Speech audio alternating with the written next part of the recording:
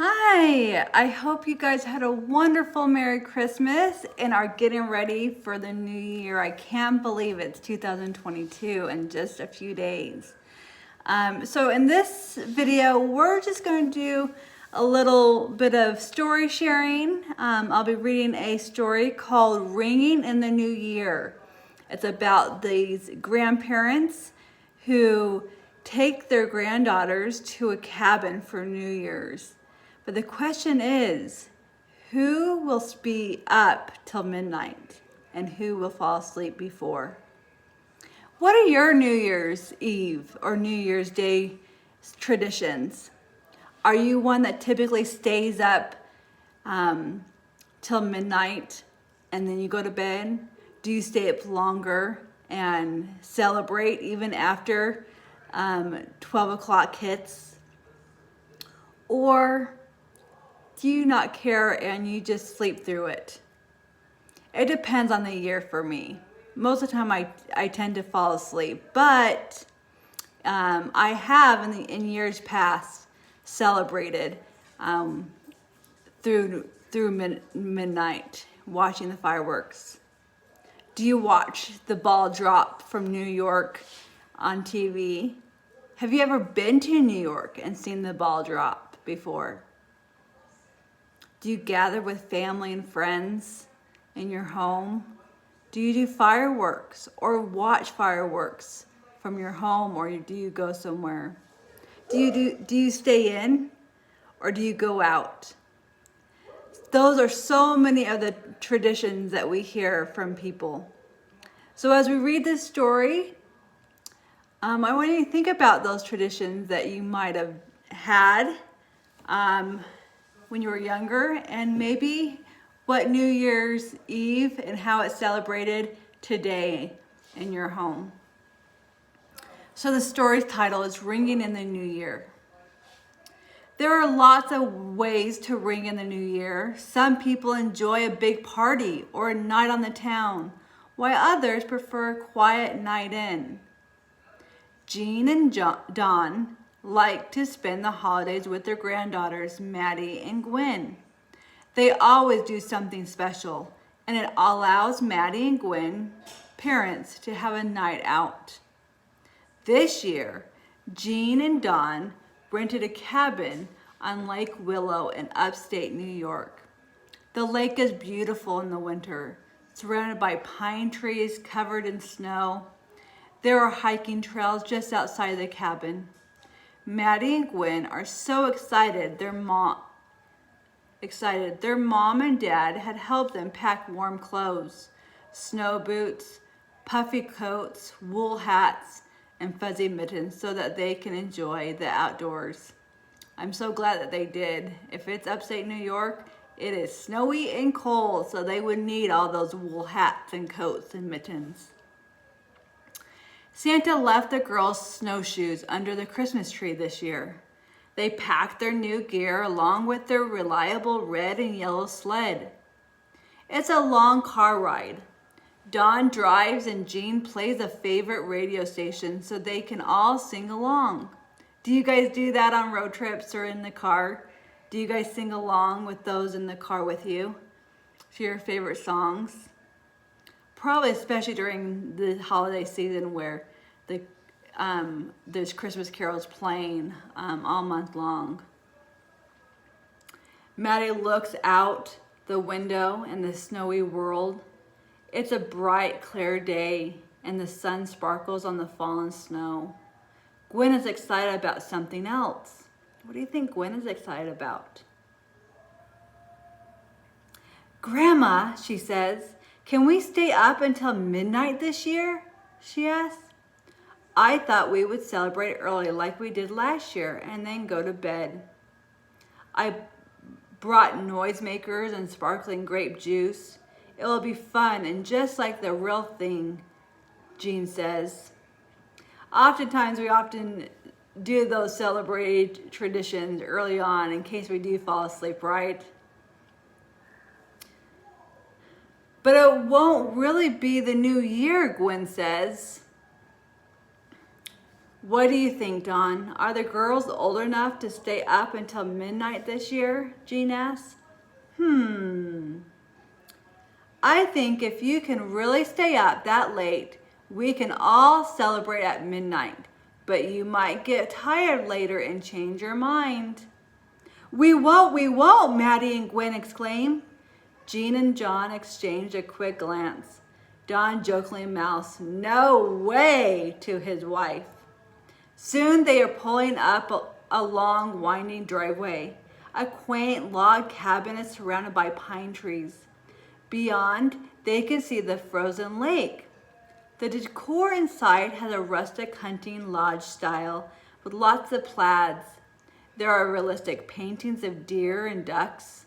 On the wall, there is a cockatoo clock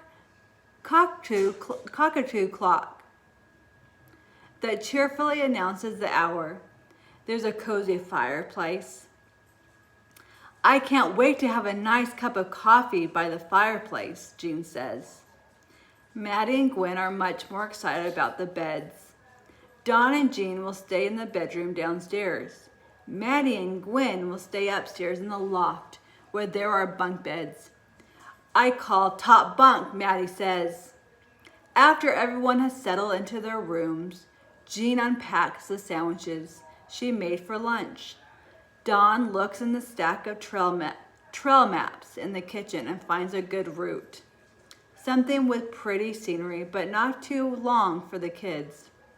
Jean helps Maddie and Gwen put on their warm coats and hiking boots. Don't forget your hat and mittens, she says. When everyone is ready, they set out on their hike, which begins right outside the cabin. The trail takes the family toward the lake and then curves around it. Everything is quiet and snowy. At first, it looks like they won't see anything but trees covered in snow. Then, Maddie spots something bright red. A cardinal is singing in a nearby tree. Off in the distance, Gwen sees a flash of brown. Look, it's a deer, she says. The deer stops to watch them for a while and then takes off running. After a good walk, they head back to the cabin. Is anyone getting hungry? Jean asked. Yes, we're starved, the girls said. When they get back to the cabin, Maddie and Gwen make snow angels in the clearing. Have you guys ever made snow angels in the snow before? How many of you grew up in the snow and had a snowy, wintry, cold Christmas and New Year's? Here in Arizona, especially here in the Phoenix area, we don't see that very much.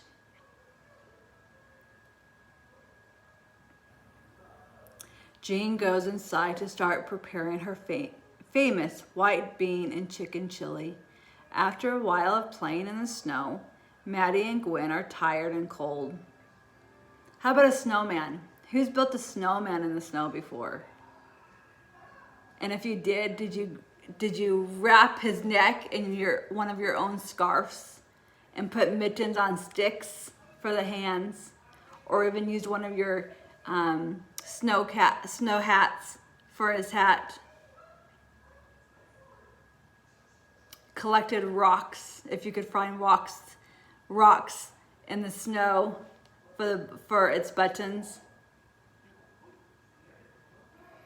After a while playing in the snow, Maddie and Gwen are tired and cold. Ooh, I know every time that I have played in the snow before, I go in and I warm up by the fire and drink hot cocoa. The sun is setting. The girls go inside and everyone sits down to dinner. The chili makes everyone feel warm and cozy and sleepy. Gwen starts to nod off in her chair. Do you think Gwen is the one that's going to fall asleep early?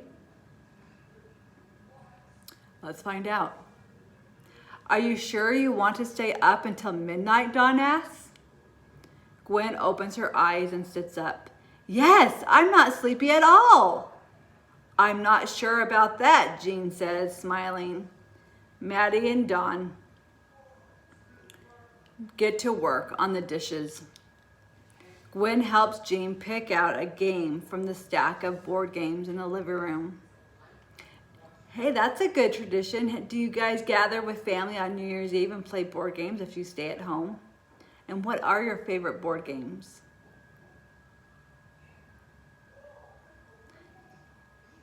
They make hot cocoa and play checkers and then Candyland. After a while, Dawn starts a fire in the fireplace, which makes the cabin extra cozy. Soon, both girls start yawning.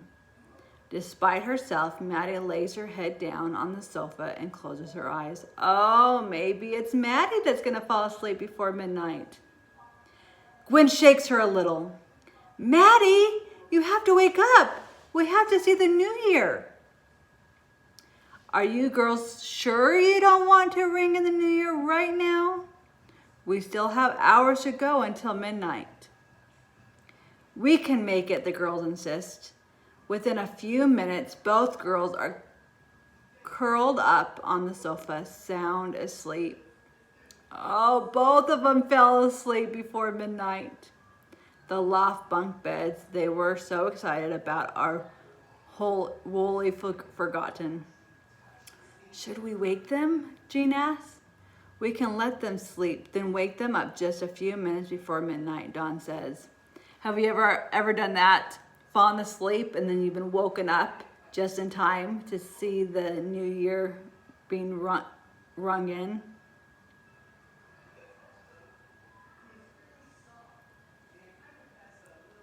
That sounds like a good plan, Jean says, yawning. Trouble is, that means the two of us have to stay awake. Do you think the grandparents are going to stay awake in order to wake up the girls when it's time? Just a few minutes before midnight?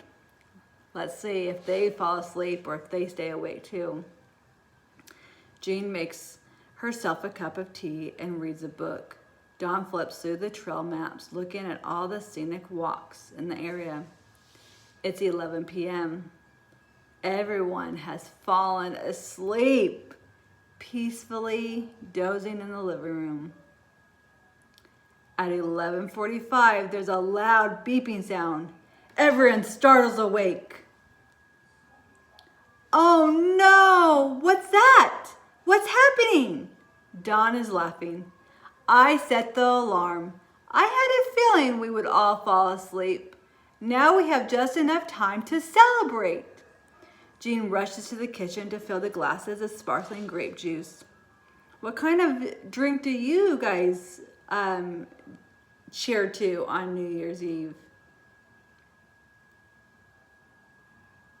Do you toast on the count to midnight?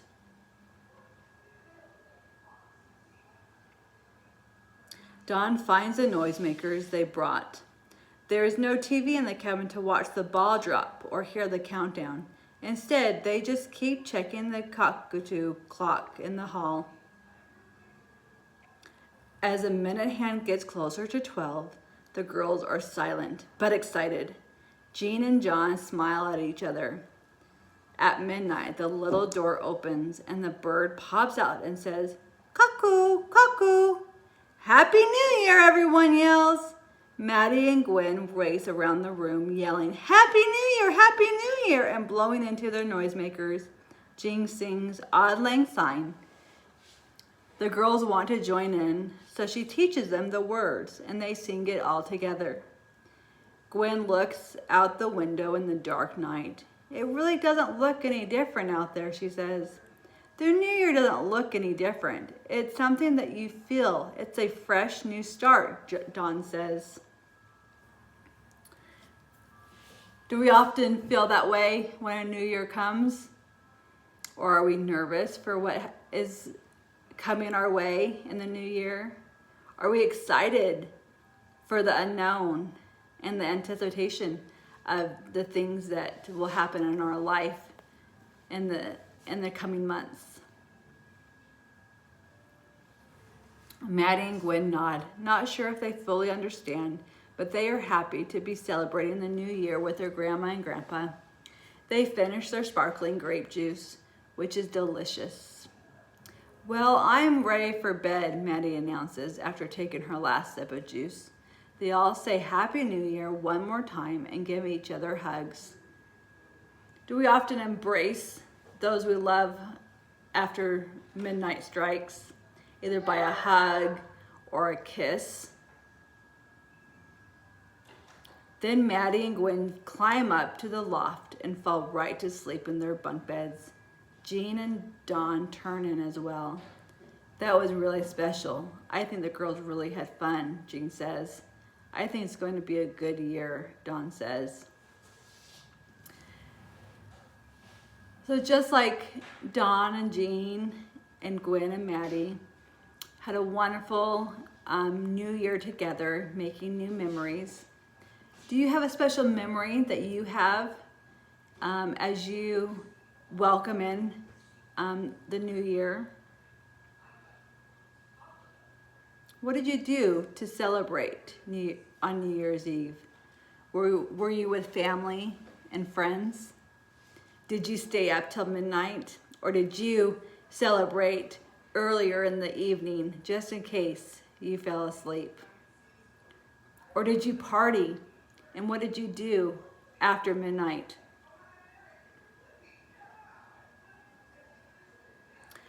Are you an early bird or are you a night owl? I'm definitely a night owl. So it's easy for me to, most of the time, to stay up till midnight.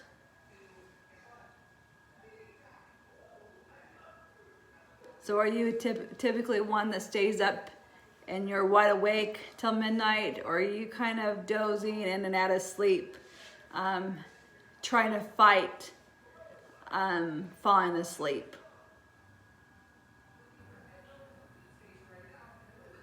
So we talked about the ball dropping in New York. Are you one that would wish that you were right there in the middle of downtown Times Square watching the ball drop? Or are you just fine sitting in your living room watching it from the TV?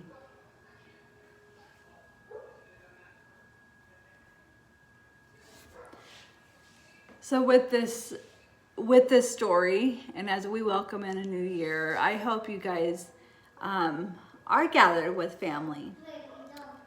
If you prefer to be at home or go somewhere else, if it even is another person's home, I hope that you enjoy your evening celebrating and welcoming in the year 2022. So Happy New Year, and we will see you next year.